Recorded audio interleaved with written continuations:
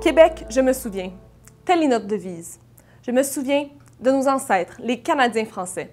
Je me souviens de la proclamation royale, cette tentative d'assimilation par les Anglais. Je me souviens surtout de la force de la résistance de nos aïeux pour protéger leur culture. Malheureusement, aujourd'hui, le français est en péril. La loi 14 est la solution proposée par le PQ pour remédier à la situation. Le Conseil de la langue française nous indique qu'en 2010, seuls 53% des travailleurs dans des entreprises privées de Montréal travaillent principalement en français. Il est impensable de s'imaginer que les gens ayant un choix de langue à faire se tourneront vers le français si la majorité des emplois nécessitent la connaissance d'une autre langue. Justement, seule une faible majorité des immigrants se tournent vers le français à leur arrivée au Québec. Ce n'est pas du tout surprenant puisque, arrivés ici, ils ont souvent besoin de se trouver un emploi. Et si choisir l'anglais aux dépens du français les aide dans cette direction, ils n'hésiteront pas une seule seconde. Il est donc nécessaire d'amener la loi 101 jusqu'aux entreprises de 26 à 49 employés pour que les nouveaux arrivants choisissent notre langue officielle, le français. Toujours en ce qui a trait à l'emploi, cette loi est primordiale.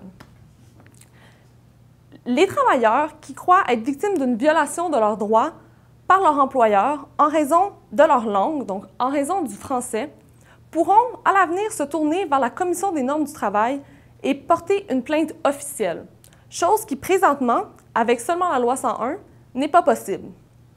Non seulement le travailleur se verra protégé, mais son droit de travailler en français, lui aussi, sera protégé.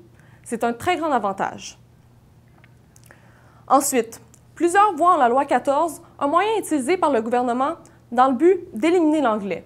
Mais ce n'est pas du tout le cas, remettons les choses au clair. Prenons l'exemple des étudiants.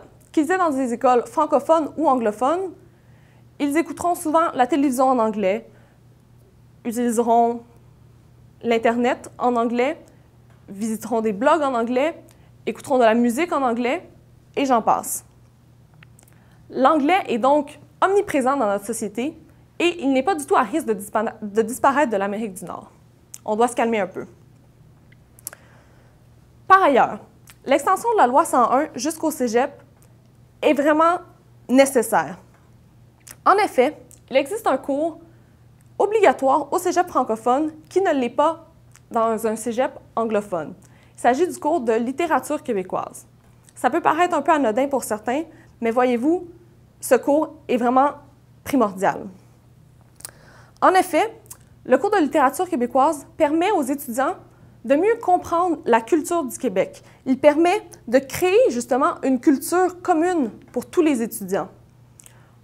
Donc, si quelqu'un décide de ne pas aller au cégep en français, il perdra l'occasion de suivre ce cours et perdra donc l'occasion de mieux comprendre l'identité du Québec, favorisant donc une séparation au sein même de notre société par manque de compréhension. La loi 14 permet donc d'unir les Québécois grâce à une culture partagée par tous, culture transmise par leur langue commune, par le français.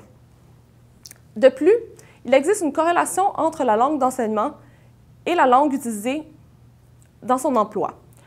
En effet, Statistique Canada nous affirme que un tiers des étudiants francophones qui vont dans les cégeps anglophones utiliseront par la suite, dans leur vie future, l'anglais comme langue principale au travail.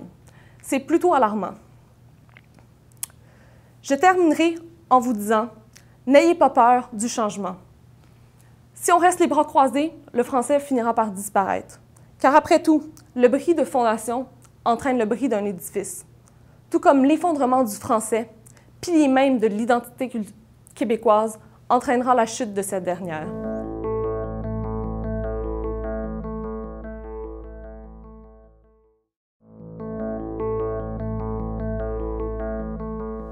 Bonjour, mon nom est Samuel Huppé et je suis ici pour vous parler du projet de loi 14. Plus précisément, je suis ici pour vous expliquer comment le projet de loi voulant forcer les entreprises de 26 à 49 employés à travailler en français et les cégeps à offrir un enseignement francophone serait une mesure qui irait à l'encontre de l'intérêt de tous les Québécois et Québécoises. Et voici pourquoi. Tout d'abord, ce serait une mauvaise mesure puisqu'elle n'aurait aucun effet sur la langue de travail au Québec. En effet, les entreprises de 20 à 49 employés au Québec ne composent que 423 000 employés. Ce nombre, sur le total de 3,3 millions au Québec d'employés, représente que 13 % de la population active totale du Québec. Or, si on prend cela en compte avec le fait que 82 % des employés utilisent déjà le français comme langue de travail, cela réduit ce pourcentage à un simple 2,3 %. Ainsi, est-ce vraiment logique de vouloir appliquer une loi pour régir l'utilisation du français au travail qui n'affecterait que 2,3 % de la population totale? Pas vraiment. Or, certains diraient que le pourcentage de 2,3 est inexact puisqu'il ne prend pas en compte la concentration d'anglophones dans les entreprises de 20 à 49 employés. Or, faire cet argument, c'est faire fi de la réalité, car ces entreprises sont surtout des entreprises de restauration, de détail ou de commerce. Or, ces entreprises faisant affaire avec la population du Québec, qui est majoritairement francophone, il est illogique de dire qu'ils n'opéreraient pas en français. Ensuite, les mesures de la projet de loi 14 seraient aussi négatives puisqu'elles seraient inutiles pour ce qui est la francisation dans les cégeps. En effet, le projet de loi aimerait étendre les dispositions de la loi 101 au cégep. Le gouvernement marois justifie cette mesure en affirmant que les cégepiens ont besoin d'une base plus forte en français.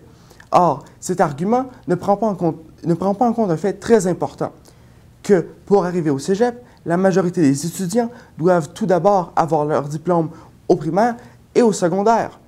Or, ces institutions, étant déjà couvertes par la loi 101, offrent déjà un enseignement francophone de langue primaire. Ainsi, la majorité des étudiants arrivant au cégep possèdent déjà une base très forte en français.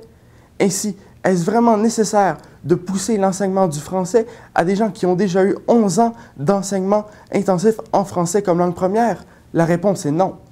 Or, certains pourraient avancer que c'est justement parce qu'il y a des lacunes dans l'enseignement du français au primaire et au secondaire qu'il faut appliquer les mesures de la loi 14. Or, même si cela était le cas, la mesure serait tout de même inutile, car si la loi 101 n'avait pas réussi à assurer la francisation au primaire et au secondaire, comment est-ce que l'ajout de 2 ans supplémentaires au cégep permettrait de régler le problème?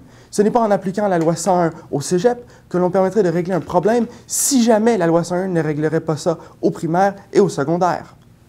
Finalement, le projet de loi 14 serait une mesure qui irait à l'encontre de l'intérêt des Québécois, puisqu'elle mettrait en péril ou fragiliserait le rôle des cégeps anglophones au Québec. En effet, contrairement à ce que l'on pourrait penser, beaucoup de cégeps anglophones ont une population étudiante qui ne parle pas l'anglais comme langue maternelle.